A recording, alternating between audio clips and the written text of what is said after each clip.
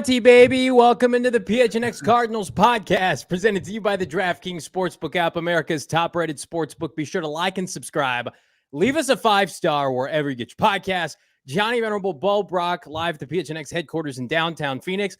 My, we didn't have to wait very long, Bo Brock. The Arizona Cardinals have announced their new general manager, and much to the shock and dismay of this podcast, they have opted to go outside the organization with the former director of player personnel for the Tennessee Titans, Monti Ossenfort. What do you make of it? How should Cardinal fans feel about it? Yeah, he was probably the lowest on the radar that we expected to be the Arizona Cardinals' next GM, right? But you say to the dismay, but as also it's refreshing that the Arizona Cardinals have gone external for the first time, since 1994? This is the first time that Michael Bidwill has gone outside of the Arizona Cardinals organization to bring some truly fresh eyes on this thing that has been run since 2013 from Steve Keim, Graves before that, a mix between, Denny Green and some other guys between now and 1994. Ossenfort, he has some ties to the New England Patriots organization, but most recently with the Tennessee Titans. And he's a guy that I reached out to some of my contacts. My guy, Tyler, who covers the Cardinals or the Titans on a daily basis, says that he's a waiver wire monster. He's a guy that can find some real diamonds in the rough as far as some free agents and waiver wires. And I said, did he have anything to do with A.J. Brown? That's all I need to know. Did he have anything to do with A.J. Brown being traded from the Titans to the Eagles? And he said, I don't think anybody would publicly admit that. So it doesn't seem like it, but obviously he was part of John Robinson's staff, which, struggled for a team that, fired Robinson and lost 7 straight to take themselves out of the playoff picture. But look, you also have to look at the credentials before that. New England Patriots, anytime you're tied with that organization, all that success, I believe he was part of 4 of the 7 Super Bowls. You have to be excited about that potential. Yeah, he was part of their director of college scouting. In fact, he was the director of college scouting from 2014 to 2019, and then assistant director of college scouting before that for 2 years. He was a national scout. He was an area scout. He was with the Houston Texans. He's been around the NFL since 2001. And again, not the sexiest name, but T-Dactyl in the chat, T-Dactyl in the chat saying it best. It's an external hire. It's somebody who does not have ties with the Arizona Cardinals. The Cardinals who went 4-13 this season. Say what you want. And I don't know what he had his hands in, just like we didn't know Adrian Wilson, Quentin Harris, what they had their hands in terms of past drafts or whether or not it was all Steve Keim or John Robinson. But what I will say is this guy, from my research, talking to people that I respect, that I know, puts an emphasis on offensive and defensive line. Who does that sound the opposite of? Steve Keim, not putting an emphasis on premium positions, instead going inside linebacker, going wide receiver. I mean, when you think of the Patriots and the Titans, you think of winning ugly, right? Winning cultures, always being in competition, but winning ugly, and something that I think this fan base should get excited about, because the Cardinals for too long have been kind of flash in the pan, get a bunch of weapons, figure it out on the fly.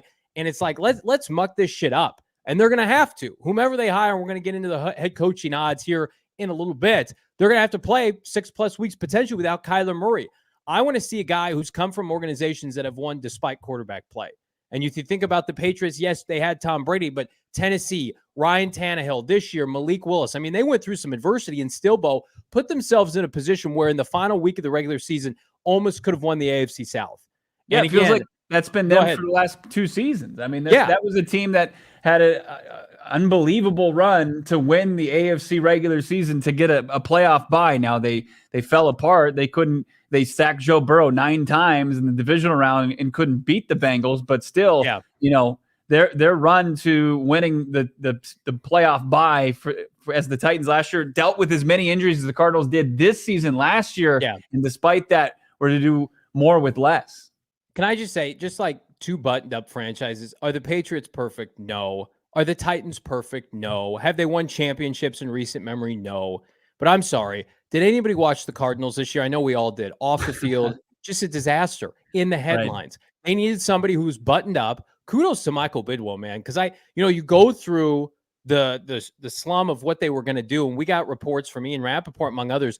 Ian Cunningham sounds like he was second in line for this job, Bo Brock, or at least made the second biggest impression. He's an external. Quentin Harris sounded like he came in about 3rd. So a lot of people, ourselves included, that were kind of semi buying into Adrian Wilson. At least I was, potentially being the next GM. Co-GMs, remember when that was a thing? Turns out Michael Bidwill, and I got messages this morning from somebody I trust.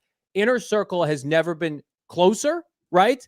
He has been in the dark with all of this, and I'll applaud Michael Bidwill. Kudos to Mr. B for stepping outside his comfort zone and stiff-arming everybody in his way that has helped net this team a 4-13 record in dysfunction, and is now looking toward winning franchises, Bo, to get this thing back on track. Right. I mean, it was what we speculated on. If we put our owner's shoes on a couple months ago, when we started to speculate, if change was, coming for the Arizona Cardinals, were they going to move off of Steve Keim, somebody that had been in this organization close to 25 years, Cliff Kingsbury, who watches film with the owner. Michael Bidwill was going to need to tighten up his inner circle, if not just pretty much play this as close to the vest as possible. And, did you say go dark? He went dark, basically. He did. He's a guy that's he's focusing on this himself. He's getting his groove back. We said it last week, right? He's a guy that was in a toxic work relationship with his past GM in Steve Keim, and now he's starting to kind of find his NFL legs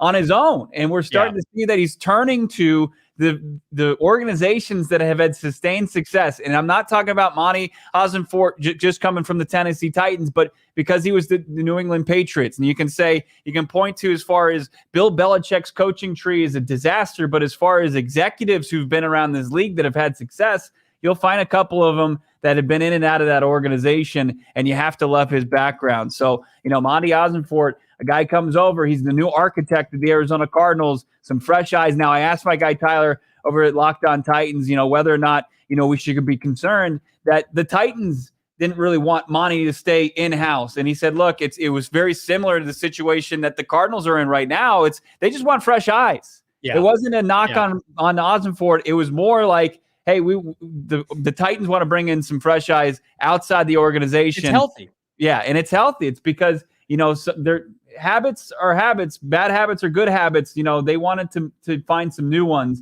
as far as the Titans are concerned. So they weren't going to turn to Ossenfort or anybody that was inside the walls of those facilities in Nashville. And the Arizona Cardinals, that team's trash could be the Cardinals' gold. Okay, so there are a ton of factors, and I don't want to bury the lead here. We're going to have some more information about Ossenfort, his background, but of course, everybody wants to talk about, Bo. How does this connect to the coaching hirings that could be en route? Couple quick things. Benjamin Albright, hopefully a friend of the program at some point, somebody we respect, 100,000 plus followers on Twitter, is kind of having a little bit of a field day on Twitter. And if you're following his tweets live, do it with us, because he posted, number one, that he believes this basically diminishes any and all opportunity for Vance Joseph to get this job, something that it doesn't bode well, is basically what he said. I don't want to put words in his mouth. Something that you and I have been of the mindset from the start. If they especially were to go with an external, you're not going to saddle your external with a DC with some baggage, not baggage as a person, but as a coach. Second most points allowed in the NFL. Like Ossenfort has no ties to Vance Joseph. He has no loyalty to Vance Joseph. And if he's going to come on, Michael Bidwill would, I'm sure, have to say, like, you get your own people. And speaking of his own people, Bo Brock, there's two names now that we're going to have to look at. Number one is, of course, Brian Flores. And we're going to get to that here in a second. But Benjamin Albright saying that these guys all have ties to Bill Parcells. This guy has ties to Bill Parcells, of course, dating back to his time in New England, his time with Bill Belichick. They're part of that inner circle. Well, who else has ties to Bill Parcells? It's one Sean Payton. This is a tweet from Benjamin Albright saying, does this potentially, somebody asked him a question, does this take the Cardinals out of the Sean Payton sweepstakes? To Benjamin Albright saying, I think it makes their potential stronger, meaning they're increasing their likelihood with Monti Ossenfort to get Sean Payton as their next head coach. Would you like to react to that? I just want to kind of relish in it.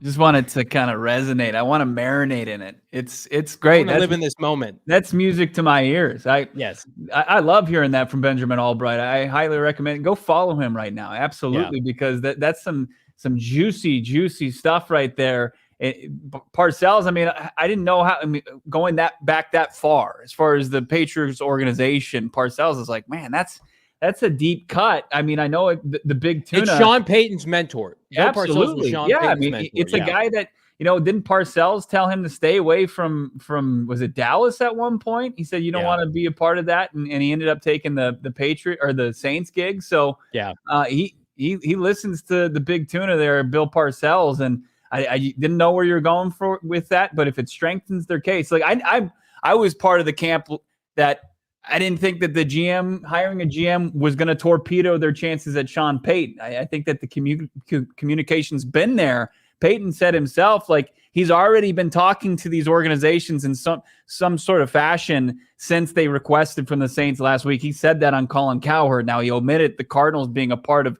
the interview process that's coming up, and we'll get into that. But that's great to hear that Ossenfort has ties to Parcells, and then in turn, has ties to Sean Payton. What if, I know that the Fangio connection is a significant one with Sean Payton, but what if the Brian Flores, that we also feel like is a very realistic opportunity for him to become the next head coach, what if it was to join Sean Payton's staff as defensive coordinator? Now, I'm getting ahead of myself, but right now on DraftKings, as of about 20 minutes ago, the odds have shifted. Brian Flores was plus 900 to become the next head coach of the Arizona Cardinals. He is now even with Sean Payton at plus 350. You go where your friends go, right? This guy's got a relationship with these people. Plus 350 does Ossenfort. I think Michael Bidwill obviously knows exactly what he's doing. This is all incredibly telegraphed. We had people in our mentions and our comments this morning saying, what are the Cardinals doing? This is taking forever. We got to hurry. We got to hustle. Well, folks, ladies and gentlemen, Monday afternoon, you've got the GM in place now. They're going to announce him tomorrow in front of the media. My counterpart, I'm sure Bo Brock will be there front row and center. Busy. to talk to Monty. Yeah. And then it becomes full steam ahead to whomever the Cardinals want to hire. We told you, if you didn't listen, I didn't care what the odds were saying. It ain't going to be Vance Joseph. You needed to listen to this podcast. There's part of the betting that tries to incite you to just spend money. And then there's part of the betting where the odds makers can't deny it. But the reports coming out of Cards camp were pretty telegraphed, right? Why those reports as far as VJ were there. And it was because, they wanted to obviously show respect to a guy that had been with this organization for a couple of years, and that the players, there's no denying that they have respect for him. And they were going to do him that respect by having the interview. And if there was going to be a leader in the clubhouse as far as internal candidates, sure. If you had to come up with a name, Vance Joseph makes a lot more sense than anybody else on Cliff Kingsbury's coaching staff. That was relatively a bunch of unknowns and guys that don't deserve a head coaching job interview. But we basically told you from the jump, despite VJ having at the beginning the same odds as Sean Payton, you're burning money if you're betting on Vance Joseph as the next head coach of the Arizona Cardinals. The only way that would have had any kind of life is in, number one, he would have gotten the interim job had Michael Bidwill moved off of Cliff Kingsbury sooner during the season. He rallies the team. They have a nice end of the season. They rally for him. Maybe you give him the job, a la maybe what is going to happen with Steve Wilkes in Carolina. Or if they would have done that dog and pony show that was rumored, like co-GMs, we're just going to elevate. But Michael Bidwill, what did he say to us? It was a week from today. It was like, we're going to scour. We're going to cast a wide net, right? Well, the net has been cast, and it's gone to the AFC South. And here is the new GM for the Arizona Cardinals, Monti Ossenfort's resume, dating back to his time as an intern with the Minnesota Vikings. You see there tons of experience with the Texans, bouncing back and forth from the Pats, but then it really starts to pick up. He has held a prominent role since 2011 in the NFL, assistant director of college scouting for Bill Belichick, then director of college scouting. I don't know, a player by the name of, I believe, Chandler Jones was drafted around that time. They've had some nice defensive players they've drafted, offensive line. Let's ignore the obvious. They have not drafted receivers well, but maybe the Cardinals are going to kind of pivot from that mindset, right? And then, of course, the last 2 years, Bo, director of player personnel for the Tennessee Titans, the Titans who, I guess, like, if you're the director of player personnel, do you get credit when the team is the number one seed in the AFC? Monty last year, by accounts from Ian Rappaport, almost got the Bears GM job. So this is somebody who was a finalist for a job, if not multiple jobs, dating back to last year's hiring cycle. But everybody kind of wants to nitpick like, oh, these were the first round picks of these teams, blah, blah, blah. I'm sorry. Vrabel and Belichick are picking the players at the end of the day. And if this guy's respected from some of the best, the winners of the AFC, I'm all for it. Yeah, no doubt about it. I mean, this guy has been involved with some very successful organizations, including the organization that this generation knows as the team, right? The New England Patriots that have 6 rings during that span, 2 decades, and he was part of 4 of those Super Bowls. And as I said, the Titans team last year, they couldn't overcome the injuries this year, right? There were just too many, and that roster was depleted. And of course, you can point to the A.J. Brown trade. Like I said, I tried to figure out if Ossenfort had his hands on that at all. But as far as that team overcoming all the injuries last year, 70 plus players on that roster played for the Titans, and they still made their way to an AFC regular season championship. Now I know that doesn't mean jack shit to a lot of you, but it was still impressive. I know that it didn't end up in a conference championship game or a Super Bowl. But still, I mean, this guy has an eye. As I said, he's a guy that's known for kind of getting after the waiver wires out there. He's a guy that can go out there and find you some talent, undrafted free agents as well, waivers. He just kind of finds those talent and that nobody else is kind of on, and can kind of add some depth to your roster. So it's just not like your star players like we know here, and then just ham sandwiches below that with the Arizona Cardinals rosters that we've seen far too often under Steve Keim. Yeah, and I'm seeing some of this in the chat, and of course, voice your opinion. We got some folks that are underwhelmed by the hire, and that's totally fine. You can think what you want of this. What I don't love is on like Twitter and stuff saying like this is Steve Keim light just because he's a bald white GM. Like, let's pump the brakes with that. Let's let his history of working for 2 winning organizations speak for itself and giving him opportunity. Again, we were sitting this time last week, probably roughly a week and about 7 hours from a lot of people thinking, number one, Cliff Kingsbury would be retained, Steve Keim would be a part of this organization, and they would have something called co-GMs. We have fast forward a week in advance. Those individuals, Keim and Cliff, are no longer with the franchise, and they have hired an external GM for the first time since 1994. We need to take our victories where we can get them, folks. Yeah. Again, we should have renewed expectations now. It should be full steam ahead towards Sean Payton. But I really do believe, like, Michael Bidwill, expect the unexpected. And if you're the kind of person sitting around, in the media or on your keyboard today saying Cardinals of old, they can't get Sean Payton, look at what Michael Bidwill is doing. He is eating money from former contracts. He is hiring external people that he believes can help this team because they've come from winning teams, right? With all due respect from Quentin Harris and Adrian Wilson, I always thought, Bo, their biggest deterrent working against them was they worked under Steve Keim. Adrian Wilson's best friends with Steve Keim. You're guilty kind of by association there. Now, I'd love for those guys to go to somewhere else and kick ass. I want to see that happen. I hope it does. Quentin Harris had an interview in Tennessee. Maybe he gets that job. But I feel like the Cardinals, they need a fresh start. What did we say throughout the months of November and December? Gut the house. Start over. New people. You have that now. Yeah. In less than 24 hours, tomorrow, we're going to figure out, what this guy's philosophy is as far as approaching the offseason, what it's going to be approaching the head coach search. I mean, you're not going to have to wait long to kind of hear the new direction of this Arizona Cardinals team from its front office. We'll see if his plan is to retain guys like Quentin Harris and Adrian Wilson. Do they want to be a part of this, or do they want to just kind of go grow their own brand elsewhere, which I don't think anybody would knock them for, because this was a tremendous opportunity. And, I don't think it's an indictment on them that they didn't get it, because to your point and to everybody else's point, like, it was time to go outside the organization. And I'm excited to hear, what Ossenfort has in store and what his plans are going to be. Obviously, he's not going to tell us straight up what his plans for the 3rd overall pick are, but, is he going to explore trading that pick? Those are questions that are going to be asked, and he's going to have to give some sort of answer, and I'm excited to hear what those are.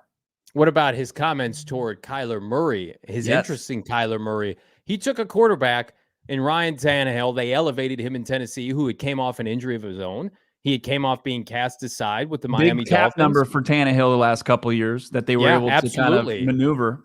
They won games. You'd look up and you're like, how the hell did the Titans have 11, 12, 13 wins? And it wasn't just because they played in the AFC South. You think of Tennessee and you think of one thing: toughness, physicality, punch you in the face. The anti-Cardinals. The Cardinals under Cliff Kingsbury and Steve Keim, even when they were winning, were soft. This was a soft franchise, soft at the line of scrimmage, right? Embarrassed late in the season. The Titans always peak at the end of the year, typically. Running the football translates in cold weather. And again, I have no idea what kind of team he's going to build this year, or what kind of team he's going to build in Arizona long term. But I would imagine he's going to put more of an emphasis on pressure, on defense, on running the football, and taking pressure, Bo, off of Kyler Murray to carry this franchise. I would hope that I hear that from him tomorrow during the press conference, that we need to have this thing polished and ready to go for K1 whenever he does come back. Yeah, you want to build this team and set it up for success for Kyler Murray, not create a team where Kyler Murray is your crutch, right? Where he's the guy that's going to have to elevate this team on his own and carry him to wherever you're trying to go. That's just not a recipe for success. And we've seen in Nashville for the last couple seasons that even without guys like Tannehill, they were in the mix this year. Obviously, never thought of a legit threat, and people were right by thinking that. Obviously, with the 7-game collapse at the end, just too much. But as far as last year, that they were able to overcome not having Derrick Henry for the bulk of the season, right? He's by far their star player, and they were able to win some big games against some good teams, including, wasn't it, didn't they have wins over like Buffalo? Didn't they have some tight contests with Kansas City that they had no business being in those contests? They almost beat Tennessee with Malik Willis this year. Right. To be able to make, to take less and make more, that's unbelievable. That's what you want. That's what you've been craving as a Cardinals fan that you haven't seen since the Bruce Arians days, right? Remember the next man up? You remember that just brutal season where they just kept winning football games no matter who's on the field all the way up into the playoffs and until they had to start Ryan Lindley. That was just that's what you want as far as Cardinals fans, for an architect, for a roster builder to go and be more beyond the stars than playing fantasy football. You want a guy that knows what he's looking at and is going to go and just tirelessly scout, beyond the Senior Bowl and Mobile and all the other college all-star games that are going to be going on, but know that there's some diamonds in the roughs out there. I mean, Tennessee last season took in the second round, was it Dylan Ranad, the offensive lineman out of North Dakota State? I mean, if you look at, Tennessee is a team that took Jack Conklin. They took a guy like Taylor Lewan. They haven't been afraid to utilize some top picks on some offensive linemen. And you look the same thing in New England. I mean, sure, they were picking at the far end of the first round, but they were taking guys on that offensive and defensive line. And if you've been craving this team to really, really just kind of invest in the trenches, I think that's probably what we're going to get in Monti Ossenfort. Shane, our guy Shane Gavin in the chat, thank you for that $2 super chat. 12 years with the Pats, identifying talent. Good. And I think it's become trendy, Bo, to say the Patriots don't draft and develop well. The Patriots suck at drafting. It's all Tom Brady, blah, blah, blah. I would just say the Patriots aren't flashy and the Titans aren't flashy. And they want to come from a point of emphasis with these franchises that they can win a lot of different ways. The Cardinals have been so dependent on Kyler Murray and throwing the football and screens and broken tackles. Their margin for error was so thin. Like, they couldn't win a game like Jacksonville won Saturday night, 4 turnovers, 5 in the game total, winning that game. Not many teams could. But the point I'm trying to make is, like, the Cardinals with Bruce Arians had a toughness and a mantra that they could win games ugly. And they haven't won a game ugly since Bruce Arians left. It's been a lot of ugly football, but not the good kind where you can come out on top. And I looked at their schedule this year. The Titans 100% make the playoffs and win the AFC South if Tannehill's healthy. They were above 500 when Tannehill went out. They had won, I think, like 4 or 5 in a row. They beat the Packers, right? They beat a bunch of teams they had no business beating without A.J. Brown. And then their quarterback went out, and they couldn't recover. And not many teams can recover from that, but they almost got to the point where they won the division anyway. So, again, you're allowed to feel how you want about this hiring. Of course, voice your opinions in the comment. We have so much more to talk about, including the odds on the next Arizona Cardinals head coach. If you want to check out those odds right now, do so on the DraftKings Sportsbook app, America's top-rated sportsbook. Check it out right now. All new and existing customers can take a shot at an even bigger payout with DraftKings. Step up same-game parlays. Boost your NFL winnings with each leg you add up to 100%. Phenomenal deal from DraftKings. Download the DraftKings Sportsbook app now. Use the promo code PHNX. If you're a new customer, you can bet a $5 bet on any divisional round game this weekend. Get $200 in free bets instantly if you do. So if you put $5 on a team to win, not the spread, mind you, the money line bet. So if you want to go hard into Kansas City versus Jacksonville, they win, boom, $200 in free bets instantly. That's only at DraftKings Sportsbook app. Promo code PHNX. Minimum age and eligibility restrictions apply. See those show notes for it. Details. My DraftKings pick of the day, pick of the week, Tampa Bay money line. I think they beat the Dallas Cowboys tonight at home. I don't think Dak plays well, and I think they are going to prosper on to the divisional round, Bo. You expecting a little bit better of a game than the last Monday night wild card game that we saw, unfortunately, that featured the Arizona Cardinals and Kyler Murray? Say that one more time.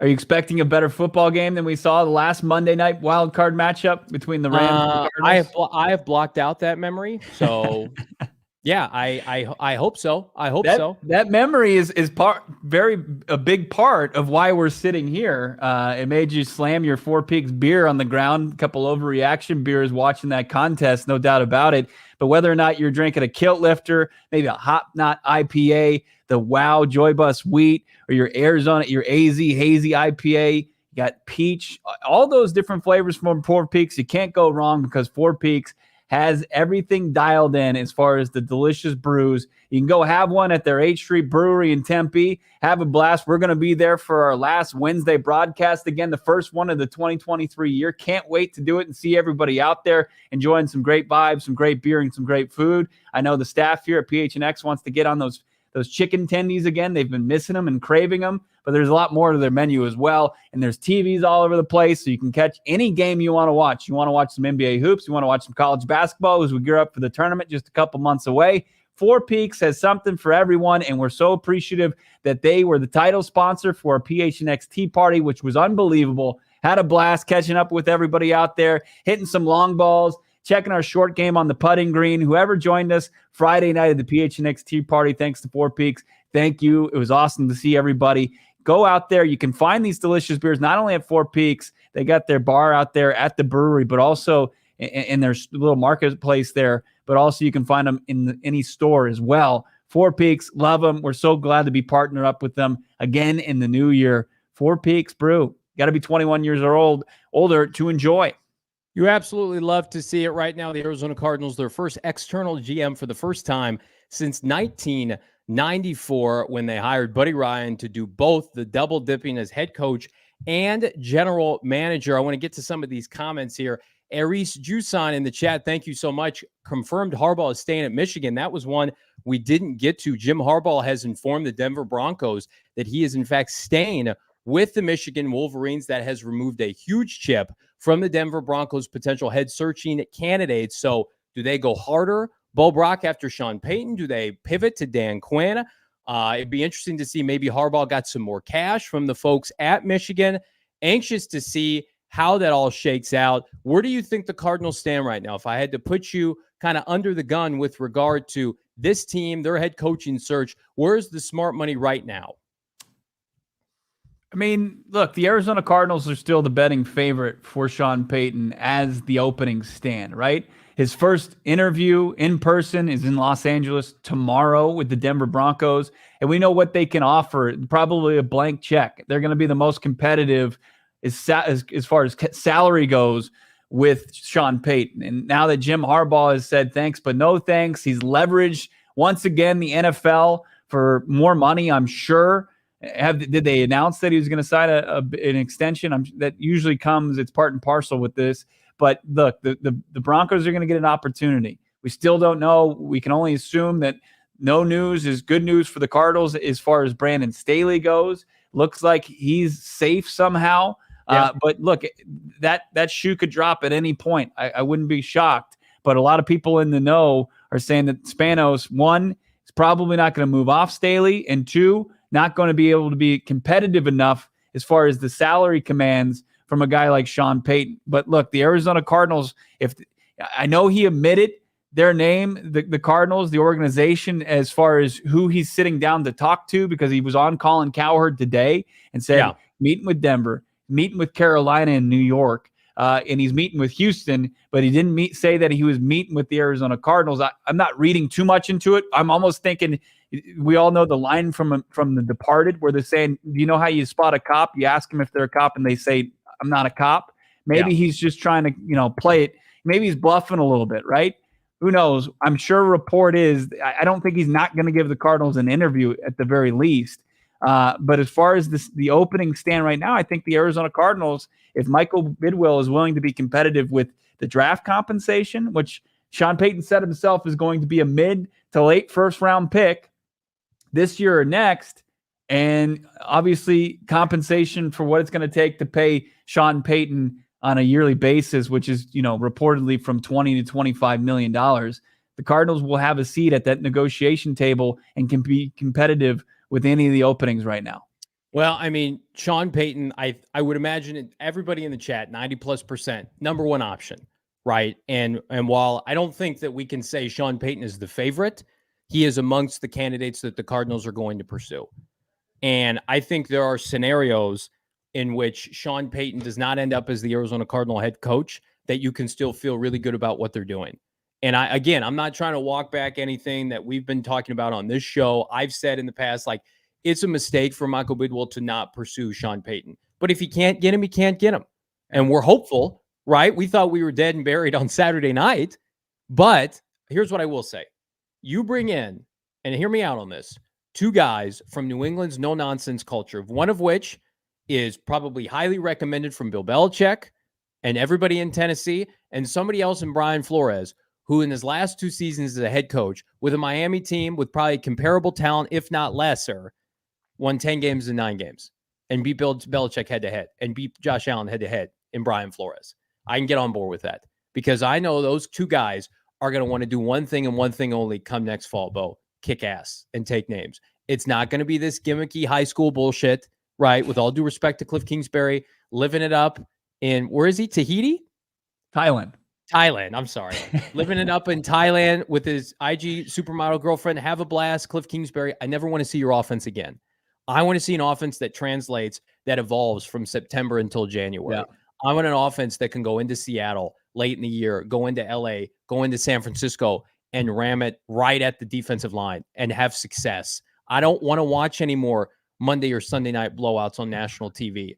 This team needs to, we talked about it ad nauseum throughout the course of the last month of the season. You got to get back to basics, right? They went flash in the pan. They pushed all their chips in the middle of the table. They got D-Hop, right? They traded for Hollywood Brown, traded for Zach Ertz, brought in J.J. Watt.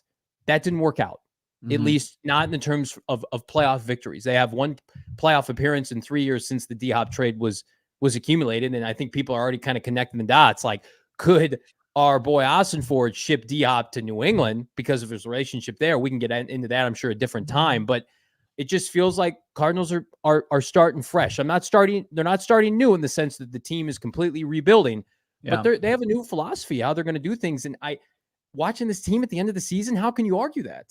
No, I mean, look, any philosophy, it feels like, I know the grass isn't always greener on the other side, but when you've dealt with Steve Keim for so long, it's whatever's, not the Keim philosophy, it's open by Cardinals fans, myself, yourself included, with open arms, right? Yeah. You want to, we want to hear these ideas that, and these things that Monti Ossenfort has picked up through his tenures in New England and in Tennessee and even in Houston, like stops along there where they've had some talented rosters, Andre Johnson's of the world, when they had Matt Schaub. I mean, those were some good teams that he was around for. That's how you have to kind of look at this, because if you want to start looking at the cons, I mean, you can look at the cons. I mentioned the AJ Brown trade, right? Obviously, that's the biggest black eye of the Tennessee Titans organization. There was that's John Robinson. That's not this guy. We can't cherry pick here. I mean, he was part of a front office that made that decision. So look, I'm just going to throw a couple in there. I mean, as far as where you should have a little bit of concern, obviously the big deal for Tannehill, and then some big like Taylor Lewan was very similar to what the Arizona Cardinals have done with their offensive line. as far as investing money in guys who can't really stay healthy as far as that group goes. But look, there's a lot more good than there is bad. And as far as trying to break down front office members who aren't GMs, it is tough because you don't know what the success they were part of, what where the team fell short, where these kind of behind the scenes guys, where they fit in as well. But the fact that he's been tied to these organizations and it's not Steve Keim has to have the Arizona Cardinals fans very excited that they just have a new architect for this whole thing.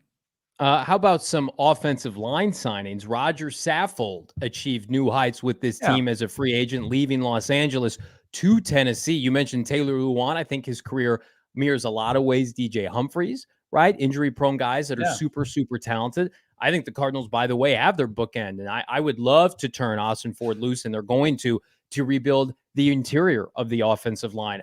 I think it was already almost a guarantee that they're going to go line of scrimmage pass rusher with their first pick. At least I feel like that, but I think this cements it now. You look at pick 3, unless you can do a mini trade down and get more assets, it feels like it's going to be Will Anderson or Jalen Carter. And what better way to kick off the Ossenfort era with the Arizona Cardinals than saying, hey, we're soft up front. We just lost our best pass rusher in J.J. Watt. We let Hassan Reddick go for nothing. Let's bring in Will Anderson. Let's bring in Jalen Carter, right? Let's double down at pick 35 and get a center or a people mover at guard to help Kyler Murray. Let's run the football. Let's look for bell cow backs, right? This team right now is going to go through a transformation. So we talked about it at the end of December. We predicted the most uncertain offseason in recent memory for the Arizona Cardinals, maybe dating back to when this team moved from St. Louis. This is just the beginning. Any player right now, Bo Brock, that either has a contract that's immovable or is on their rookie deal is not safe. So if you have an affinity for a lot of these guys on the roster, and we all love these players, we love Dennis Gardeck, those kind of players are not safe now. They were going to be safe, potentially, Adrian Wilson, Quentin Harris relationships, right? Now, Ossenfort, you remember how quickly Keim, who was an internal promotion, flipped the roster in 2013. Didn't look anything like the Rod Graves roster. Now you've got a guy come in the AFC, and he's just like, we got to figure out what position Isaiah Simmons plays. We got to figure out if a lot of these guys can even play, these rookies that haven't played much at all, these overpriced veterans, right? Goodbye, Rodney Hudson. Justin Pugh probably not coming back. What do you do at tight end? What do you do at wide receiver? That's the fascinating part is like, does Ossenfort have a high affinity for a lot of the guys on the Cardinal roster? Yeah, especially the guys that are going to hit the free agent market potentially. What are his feelings on Byron Murphy? What are his feelings on Zach Allen? What does he think about, guys that they didn't make a decision about quick enough that went into these contract years that are likely going to test the open market. So it's really going to be fascinating to see how Ossenfort, views those players. And he doesn't have the same affinity because he didn't draft them and he didn't watch them play, every single down like the bulk of the people in the chat did. And you and myself, like he doesn't have like those ties to him. He's got his guys as well. And that's going to be exciting to see, what relationships he has coaching staff wise. You hope that he doesn't want to bring in a guy like Todd Downey, who was just fired from the Titans, the offensive coordinator, who was banged for a DUI after a game this season. I don't think Michael Bidwill would be in. Probably not. Probably not after what he had to go through from the previous regime. I think he's probably over that. But it's just interesting. I mean, you just play it easy. That's what this is. I mean, it's just, connecting of the dots. But the biggest one is, how does he plan on building around Kyler Murray? How does he feel? How does he plan on rebuilding this entire roster and kind of getting, hopefully, like the creative abilities that you would want, right? That he gets to go out there and kind of give his take to it. And Michael Bidwill is going to empower and delegate him, full power in the front office to do so. This also gives the Cardinals legitimacy when they're recruiting these head coaches. If this is a guy who's been thought of highly in inner circles within the NFL coaching and college and professional ranking landscape, this is an asset for Michael Bidwill when you turn around and you interview with DeMeco Ryans or Brian Flores or Sean Payton, that we're a different franchise now. And if this is a highly touted, which by all counts, we've seen it, we understand it. It maybe not everybody's cup of tea, but this is somebody who is in demand. You bring him in now as a tag team partner for Michael Bidwill, or maybe the guy on the forefront now, Bo, that has these conversations with these highly coveted head coaching prospects, that does Michael Bidwill a world of favors. Because it's one thing, Michael will have a meeting with the GM or several and a meeting with the head coach potentially, and he'll be able to speak his piece about what kind of franchise he runs and operates. But the GM and the head coach have to work hand in hand. And if this is somebody that Sean Payton takes seriously, saying to himself, well, I can work with this person for 10 years. Does he know that about George Patton in Denver? The guy who just traded away the farm for Russell Wilson, the guy who basically has no authority now over Sean Payton and will go directly to the owner? Or is this in the know now with Sean Payton and or Brian Flores, like, come here, we're going to be copacetic, kumbaya, and we're going to tackle this thing together as a unified front. We all start at the same level. We were all hired in January of 2023. No other franchise, Houston, Carolina, Denver, they all have prereqs that come with old GMs, which to me says old baggage. You don't have that now with Ossenfort. Clean slate. Payton comes in, is like, shit, I don't like this guy. Ossenfort says he's gone. I didn't draft him. I didn't sign this guy. Cut his ass, right? Move him out of town. Acquire this player. Let me hear your thoughts. That has to be incredibly enticing for somebody like DeMeco Ryans or Sean Payton to see that and say, there's no agenda. Because you know there's going to be an agenda to some degree with George Patton in Denver because he drafted those players. He traded for those players, right? And you have an ego. Well, I mean, I think as far as, the Arizona Cardinals front office, and as far as how the power is set up and who's going to be the decision makers, it's basically a blank canvas to where the roster isn't completely bare, right? You've got who you feel like you've identified as a franchise quarterback. You've got some players that you feel you can move forward with. You have players that can create assets from, right? And maybe it's DeAndre Hopkins, maybe it's some former first-round picks. As you said, I don't think anybody's safe on this roster, but the cupboard isn't bare. It's not a blank canvas as far as the roster. You can tweak it. You can just revamp it. You can rebuild it.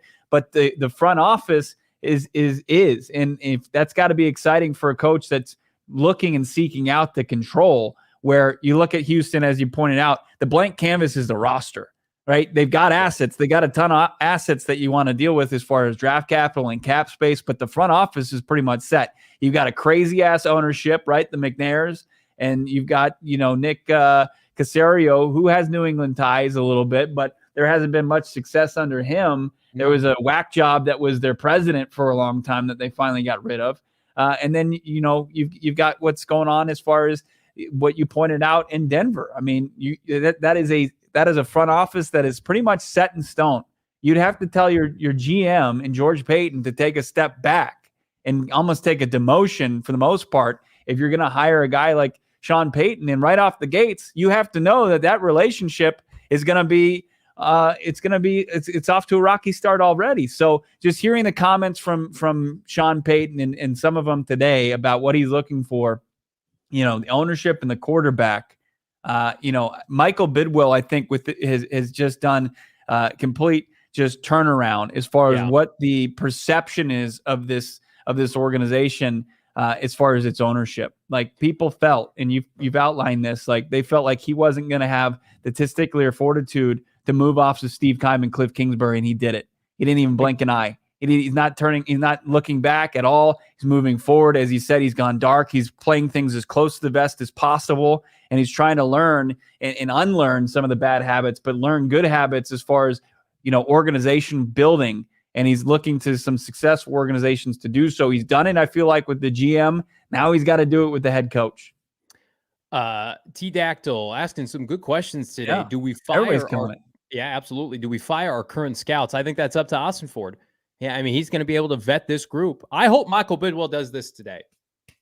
I'm going to get my head coach, and then I'm going to take a little vacation, right? I'm going to take the private jet and go do my own thing, and I'm going to let my football people handle football, and I'm not going to meddle, right? So we should just insert any question that you have. That's an Ossenfort problem. Turn to this guy. Direct your questions at him, not Mr. B, Ossenfort. New uniforms, hopefully? Ossenfort, right? What's going on with Kyler Murray? Oh, Ossenfort's going to... Monti will handle that. The full Monti will handle that. Well, what's going on with Isaiah Simmons? What position is he going to play? You guys going to play a 3-4? Ossenfort's going to handle that. So I would say everything's up for grabs. And we've got, I think Mike Jurecki on Twitter kind of putting it out there that Quentin Harris, Adrian Wilson should should look for new opportunities elsewhere because they were passed over for this job. And maybe that happens, right? Maybe they go out and they get a new scouting job or a new VP job or a GM job elsewhere. But again, I don't know if they're going to be asked to stick around. I would imagine so. I don't know if those titles dissolve. I think that Michael Bidwill, after interviewing them, would not want to oust them and say, you're not part of this franchise anymore. But I would think that you got to be ready now. Anytime there's new leadership in place, out with the old, in with the new. We're starting anew. We're going to have new regiments here. We're going to do things differently. If they wanted to keep status quo, and this is what we always got to come back to, Bo, they would have just promoted from within. Yeah. And you just mentioned it. Kudos to Michael Bidwill saying, what I was doing was not working. So I'm going to hire somebody who I think can shake this up. And that's what Ossenfort does. Yeah. Ozzy, I'm on board. Let's do it. Yeah. I mean, it's the Senior Bowl's coming up. It's a few weeks from now. I'm sure that they're going to keep some of the scouting staff intact. Does Ozzy have some guys that he just trusts and knows that can just hit the ground running after being hired within days to get out there and do enough to get you ready for this draft? I don't think it's just going to be a complete reset on the scouting department. But look, I mean, everybody knows this from just working in the professional world. If you vie for a job, whether you're qualified or unqualified, and you don't get it, there's going to be a sting there. And I'm sure it stings to Quentin Harris and Adrian Wilson that they were passed up on this, but it doesn't mean that, their best opportunity isn't within the organization.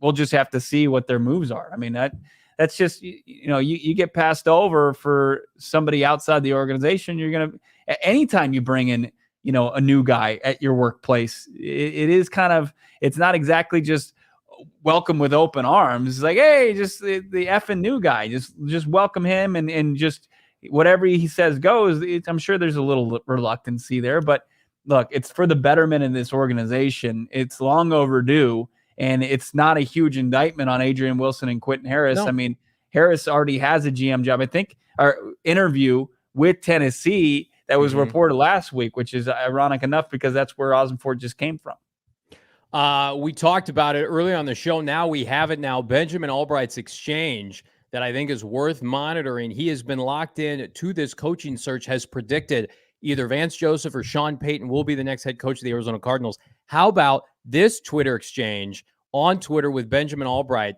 Kendrick Olham, do you think Ossenfort takes the Cardinals out of the running for Sean Payton? And then Benjamin Albright's response, I think it makes their potential stronger. Great question. Even better answer from somebody who has tripled down on Sean Payton to the Arizona Cardinals, who in his own market of Denver has taken arrows for saying, yeah, the Broncos, Payton, I don't really see it. Now we know that Sean's going to meet with the Denver Broncos. Everybody was freaking out today because Sean was on Colin Cowherd and he didn't name drop the Cardinals. Maybe, Bo, that was on purpose after the fact. That's what do you think about that? Right? Maybe it was on purpose to kind of play it as close to the vest as the owner's playing it. Like, hey, let's not mention, the Cardinals. I don't want to just completely telegraph where I'm going. I don't want to be driving, with my turn signal on the entire time. Or maybe it's just not, maybe they're not as legit of contenders as we think they are. But look, I mean, when you look at what's going on in Denver, front office, you're locked into the quarterback. What's going to be more appealing to Sean Payton? And now you've got Albright, connecting the dots as far as relationships, previous relationships with Bill Parcells, who's the mentor to Sean Payton. And then Payton's comments as far as what's most important to him is quarterback, owner, and in the functionality of that. And Michael Bidwill strengthening that functionality. No doubt. As it's Payton week, right? Payton's starting to get interviews starting tomorrow in LA and then later this week in New York. And I'm not too concerned like when that happens for the Arizona Cardinals. But look, to hear that from Benjamin Albright, and we see 550 plus people in the chat. Thank you for checking us out. To see that Sean Payton, that it potentially strengthens that, just hit it with a like. Hit that with a hallelujah like right now, because that's music to my ears. I love to see that. And there was always going to be that question, no matter when they hired a GM. And you and I, in our podcast this morning, it's audio only, and we talk more about the Brandon Staley, angle to this. What was, when are they going to hire a GM, and how's it going to impact Sean Payton? And to hear that, I mean, that's got to, you got to breathe a sigh of relief there as an Arizona Cardinals fan. We have new life. You can too over at Underdog Fantasy. If your year-long fantasy slog is over, you didn't rank, you didn't get in the playoffs, it was a bad year, dabble. Daily fantasy. Underdog does daily fantasy sports differently, friends. Draft your team against 5 of your friends. The highest scoring squad for that night wins that cold hard cash. How about this? You can play Underdog Fantasy tonight for Tampa Bay hosting the Dallas Cowboys, or you can dabble a little NBA action. Suns tip off momentarily. Draft 6 NBA players with no positional limits, and that's it. You may want to stay away from the Suns backcourt, I'm just going to say. But we've had a phenomenal time using Underdog Fantasy. I am never going back to year-long fantasy again. I'm going to stick with Underdog Fantasy like, I don't know, Tom Brady. Will he hit the higher of his passing yards tonight? We will wait and see, but you don't have to wait to get started. Go to UnderdogFantasy.com, download the app, sign up with promo code PHNX. Get this, Underdog is going to match your first deposit up to $100. So put in $100, boom, you get $100 back. If you are a new customer, if you use that promo code PHNX, why wouldn't you? Underdog Fantasy, Bo, get in on the action today. You were called the Steve Keim of the Office Fantasy League. That's why you said farewell. I'm done with Let's the not do that. year-long. I don't want to do that. They said, there goes the old Steve Keim of the Office Fantasy League, Johnny V. And that's what was it for you. And I think you found something new. Something great. Look, it's fine. Look, maybe you can become the Monti Ossenfort of daily fantasy. We know one thing, that Monti Ossenfort is moving from Nash Vegas to maybe swanky mansion in Paradise Valley that could be for sale once somebody returns. It's vacant right now. No one's there. Once somebody returns from a one-way ticket to Thailand. But one thing's for sure, he's going to have to put some furniture in that house. And there's no better place to look than our friends over at More Furniture that decked out our office. It looks great. They decked out my wife and our house, our family abode. We've got it just filled with more furniture that we love. It's comfy. It's stylish. We got some friends coming to town this week. We've got our guest room dialed in. More Furniture has everything you want to get your dining room, your living room, your bedroom, your guest room, your kids' rooms set up. A rumpus room? Is that a thing anymore? Whatever. They're going to get you set up at morefurniture.com. I think it's like a basement or like a play area. I don't know. Morefurniture.com. Producer Emmer looked at me like I had two heads when I said that. Isn't a rumpus room a thing? Rumpus time is over. Famous words right. from it's a playroom. Dobak from Step Brothers. Yes, we have a playroom in our house for our 7-year-old and a 3-year-old. So yes, rumpus time is here. Hookah Theory 973. Thank you so much for the $5 super chat. Who's to say the Cardinals trade a second next year's pick for Payton, then keep D-Hop and trade the third 4 more picks? Listen, everything's on the table. I think there's no right or wrong answer. We were trying our best with our friends at DraftKings, the folks in Vegas, to connect the dots right now. But again, we have not been 100% right on everything on this show. But 2 things. Number 1, we've been banging the drum for Sean Payton since late October. Fact. Number 2, this podcast told you Vance Joseph would not be the next head coach of the Arizona Cardinals. You can't sit up there if you're Michael Bidwill talking about casting a wide net and then hire internal. And I think if you were afraid of Vance Joseph, and I love Buda Baker, and he came at me last week and just pointing out some facts now, that Vance Joseph deserved a look or they rally with Vance. Of course, the players should stick up for their coaches. You love to see that. That doesn't mean the coach, the defensive coordinator that gave up the second most points in the NFL, should be the head coach of this team. He's going to get an interview this week. But again, Monti Ossenfort is not signing up with this new franchise to have his first couple of years saddled with a defensive coordinator that, let's be honest, failed in Denver. And so you're going to court a GM candidate that was in demand, that's gotten interviews, that has prospects, that could have just stayed in Tennessee to come here and promote Vance Joseph. No. They're going external at GM, Bo, and they're going external at head coach. Right. I mean, no matter what we said about it, and it was just pure speculation, but at the end of the day, we got it right that they needed to go external, right? I mean, that was what we want, because it was irrelevant. As far as the insight that we have on these candidates, it's so limited because they're behind the scene players until they get the true opportunity to become a general manager of an organization. You really don't know jack shit about them. You can you can read their Wikipedia pages. You can look at their job resume. And, the thing is, Ossenfort has just as impressive resume as any of the candidates, if not the best, just because of his ties to the most successful organization the last 2 decades in the New England Patriots. So I'm excited about it. I see a lot of people debating in the chat about, what the Cardinals should do with the 3rd overall pick, and it's great. But this is a guy who probably hasn't had the luxury of pick, or I don't know if you would call it a luxury, but picking so high. I mean, he's been in New England. They're in the 20s always. They're 25 and beyond. And Tennessee really hasn't had a high draft pick since they traded up to select Marcus Mariota, didn't they? It's been a long time since they've been really needed to draft high. So he's probably kind of chomping at the bit what he can do. Can he trade down, create more assets out of it, really kind of expedite things as far as replenishing this roster with youth? Or can he take one of those guys? I saw somebody say Jalen Anderson. I love that. That's a hybrid of both Will Anderson and Jalen Carter, who are the two top. Let's do it. Let's get them both. Prospects. Let's not just settle for one of those guys. Let's just create one just absolute monster of a football player. Jalen Carter, of course, the anchor of those Georgia national title defenses, the teeth of that, just the ass kicker up front. Or you got Will Anderson, probably the top prospect in this draft, the edge out of Alabama, who's got everything you want. I can't wait to hear what his thoughts are on these guys and, his scouting department that either, maintains the current group. I'm sure he's going to add some of his guys. And I think that could be a happy mix to get things going the right direction for this Arizona Cardinals team. We got some folks in the chat, again, keeping this conversation alive. I like this comment here from our guy Sly saying, Bidwill, how do you feel about the homework clause, Monty?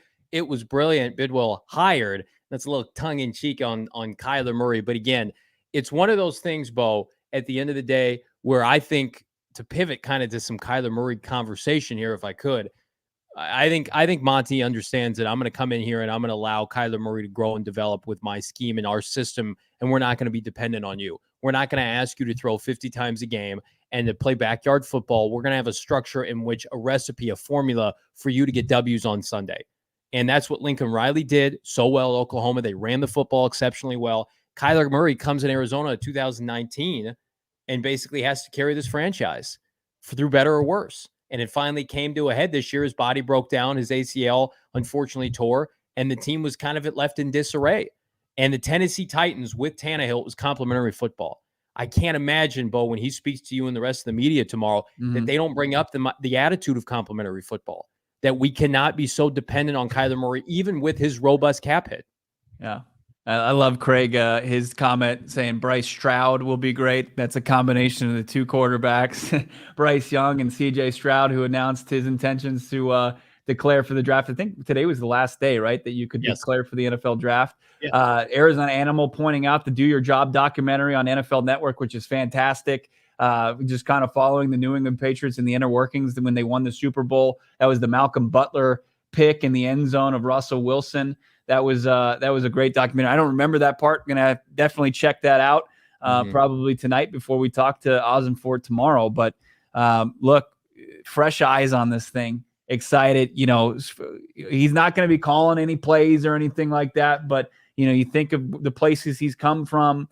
Play action has been big part of the offensive schemes there, especially with Ryan Tannehill. That's something people have been asking. Where has it been in the playbook for Kyler Murray? Where are the bootlegs? And those have been big parts. And you hope that, he's looking for somebody that he probably has relationships with as an offensive play caller to get Kyler Murray in more successful situations, to have more open people downfield, because it just wasn't happening before.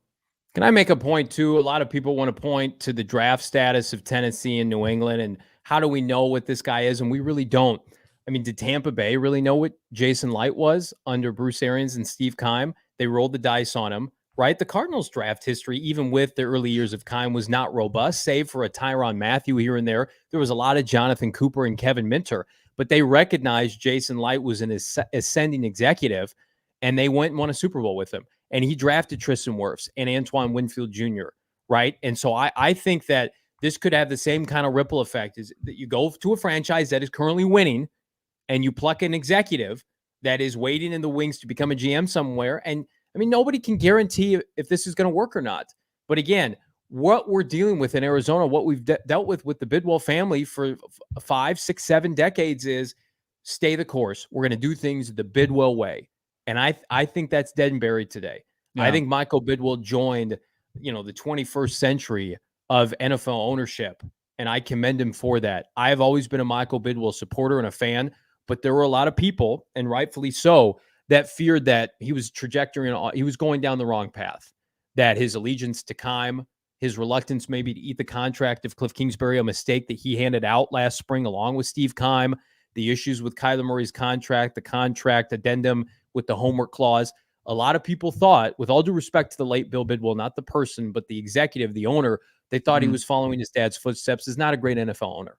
Well, now I think he has shown you progressive, remedying his mistakes, and doing what he believes is in the best interest of the franchise. I don't know how you can argue with it. I really don't. I know people are going to argue about the Bidwills and say, sell the team, blah, blah, blah. I don't know how you could ask for a better start to the offseason. You just can't. Yeah. And I don't think you could have, outside of hiring internally, I don't think you could have gone wrong. I think that's just it would have been too tough of a sell for this fan base. It would have been just too damn tough to sell that because of what's gone on through the last 5 years. You know, was it double-digit losses, right? Or for this organization, it's just not enough winning. We can't see. I do get a little looking at the Patriots draft record at wide receiver. I do get a little hesitant to think that he's going to be drafting wide receivers because there hasn't been much success there. But that's another one of those few knocks I'll take out of the gates.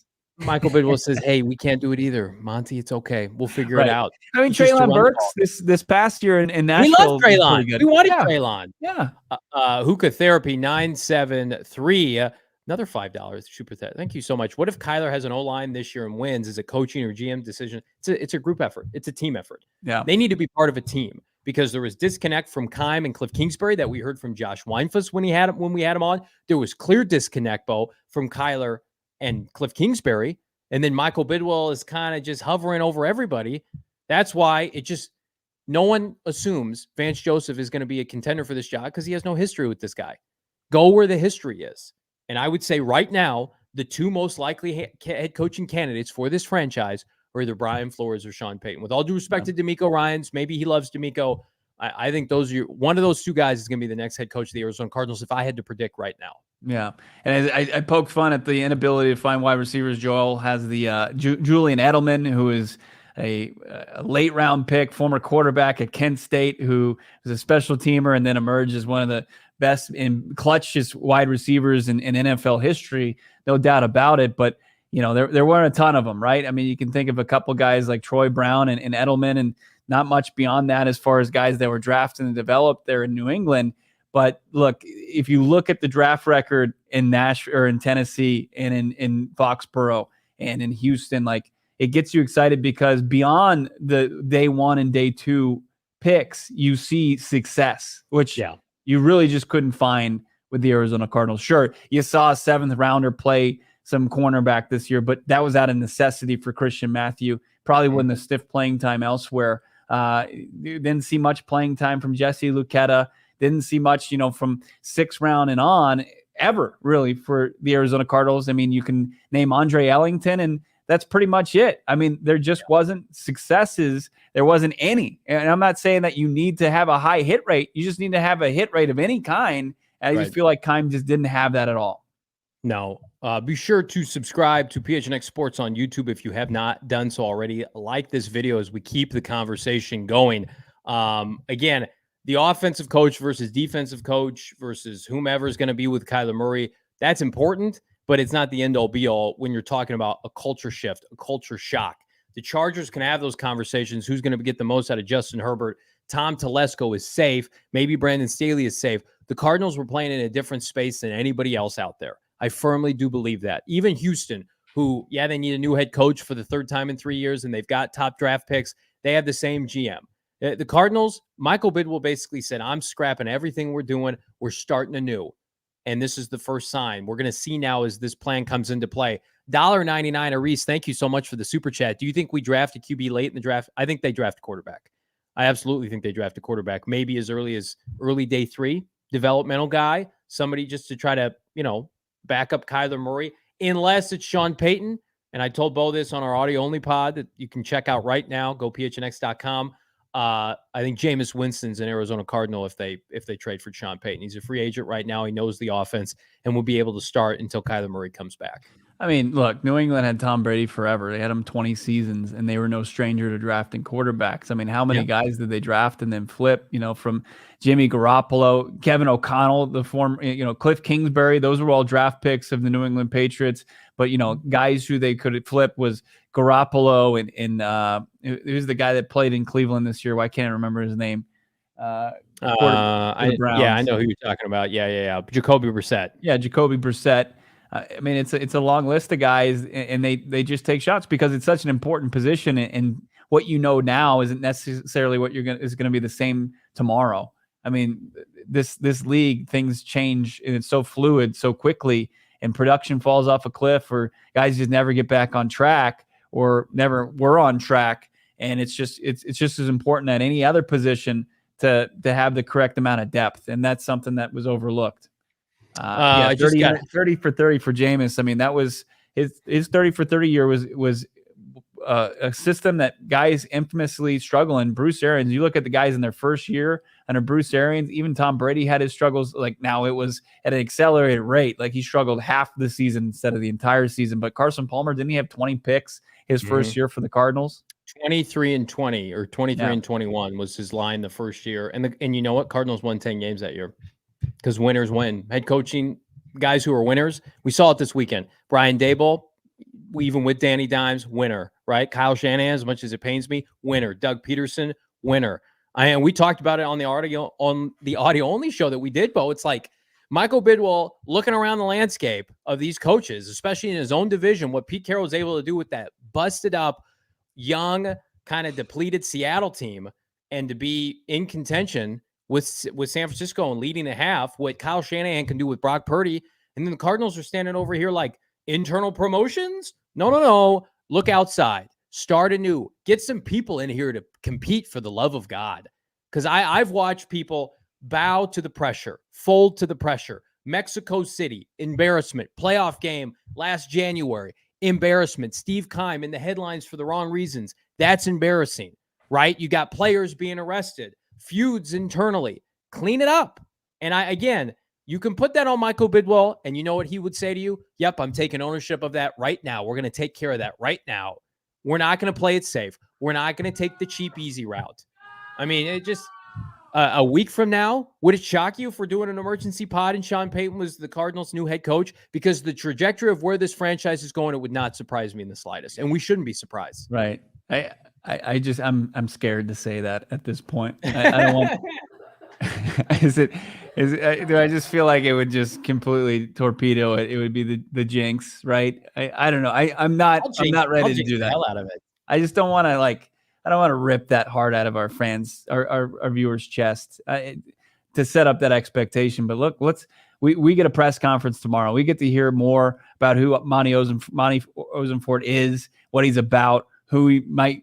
Will he give us some details as far as who might pursue, maybe some insight as far as who's going to interview with the Arizona Cardinals? Now, we heard that later, not later this week, as far as D'Amico Ryans, right? He's later this week. He is interviewing before. No, it's saying at a later date. So it's not even assured for this week. But you know what? What's the rush? Nobody can hire him anyway until they're out of the playoffs. So there's not a rush with D'Amico. And I'm going to tell you right now, they're going to interview him potentially, or maybe not. Because I would put those other two candidates based on pure connecting the dots. I would say there's a much better chance it's Flores or Sean Payton after today. How can you not? I love it. I love what Benjamin Albright's saying, and you relaying it as far as his ties to Albright and how it strengthens their case. Now it's just, Bidwill has got to have his ducks in a row as far as what he's willing to give up as far as year-to-year salary, what he's willing to give up as far as power, what Monti Ossenfort's role is going to be. Is it going to be a collaboration? Is he going to be, or is he going to get, Sean Payton coffee? Like, that's all got to be in place, and it's got to be appealing to Sean Payton. Do you think this could be a scenario? And I hope to God it's not. The Denver Broncos last year mainly hired Nathaniel Hackett because they thought they were going to get Aaron Rodgers. Remember that whole thing? Hackett was their OC/tight ends coach. He and Rodgers were tight. Broncos thought they were going to trade for Rodgers. Didn't happen. Didn't work out. So they panicked. They got Russ, and dude was out of a job by November. You don't think this is one of those instances where Michael's like, well, I got to take my swing at Sean. I'm going to hire the guy who maybe's got the most closest relationship with him. And if we don't get Sean Payton, like, oh, well, you don't think it's anything like that, do you? I hope not. Okay. I mean, I don't, I have no way of knowing. I mean, that's like, I get the, obviously what you're saying with Denver and they took their shot, right. And they missed. Yeah. And then they thought that they had a pretty good backup plan in just selling the farm for Russell Wilson and then some, and then investing in him for the next 5 seasons with a lot of guaranteed dollars attached to it. But it's not as far as those moves, as far as the coach, we're seeing that, relative to the player, it doesn't cost nearly that much. It's not as inhibitive as, if Monti Ossenfort like comes out of the gate and just struggles mightily, like it's not going to cost you an arm and a leg to get out from under, Monti Ossenfort. You just say there wasn't the right guy and move off. Obviously, you don't want to do that within a calendar year. And I think you get a little bit more grace as a GM, and you can't suck horribly as much at your job as Nathaniel Hackett did, because he's more under a microscope as a head coach. But no, I mean, if that's his play in order to, beef up his case for Sean Payton, then yeah, tip of the cap to Michael Bidwill, because, talk about, casting the widest net. You want to catch the biggest fish. Sean Payton's that. Why not give your best chance at that? Take the biggest possible swing you can, and I'm not going to knock you for it. DraftKings right now, again, Brian Flores, Sean Payton, co-favorites to become the next head coach of the Arizona Cardinals, both at plus 350. We want everybody to check out. Where's Vance Joseph in that? Hopefully plus $1 million, but he is still lingering, I think, right around maybe plus 750, 500. Don't throw your money away. Not 300 anymore, huh? No. Those days are over. Our days are not over, thankfully, because of all of you and your support. Thank you, everybody who came out to Dobson Ranch in Mesa, hung out, had a few brewskis with our friends at Four Peaks and Company. We're going to keep this party moving all week long. But in the meantime, check out gophnx.com. Become a diehard. Pretty please become a diehard. You will not be sorry that you did. The off season is where it's at, because we own the off season here at PHNX. Pick up some fresh gear like a hat, the celebratory tee that my man Bo is rocking there. We're on head coaching watch now. I was out for a run, shameless plug, around the old Copacabana Lake, and I get a message from producer Emma like, are we going to go live now? And I'm like, oh, what happened? Did somebody in the tabloids again? No. This was a good celebratory emergency podcast, Bo, but we're on head coaching watch now. It's a good feeling. Yeah, no, it's great. It's had a schedule, right? We were thinking, it was aggressive, or it was him, Michael Bidwill, acting with a sense of urgency if they got a GM by the end of the week. But now they've got a guy in place, and now it's time. It's the head coach search. It intensifies, and I can't wait to see what comes out of that organization between now, tomorrow, obviously during the press conference and beyond. Who are going to be the legit candidates, who's going to accept the interview request. When are we going to start to see these guys have these conversations now with the brain trust that the Arizona Cardinals have in place? Michael Bidwill, Monti Ossenfort. It's happening. And I'm not here to say, Sean Payton's the guy, but he's not out of the conversation just yet. He's not the guy, though, right. Bo. How about that? That dream will not be dead today. It lives on, and that's all you can ask for. We live on here at gophnx.com. Subscribe to PHNX Sports on YouTube. We're back tomorrow, if not sooner, for Bo Brock, Johnny Venerable. Like and subscribe, and get your full Monty on tonight in honor of the new GM of the Arizona Cardinals. Peace, everybody.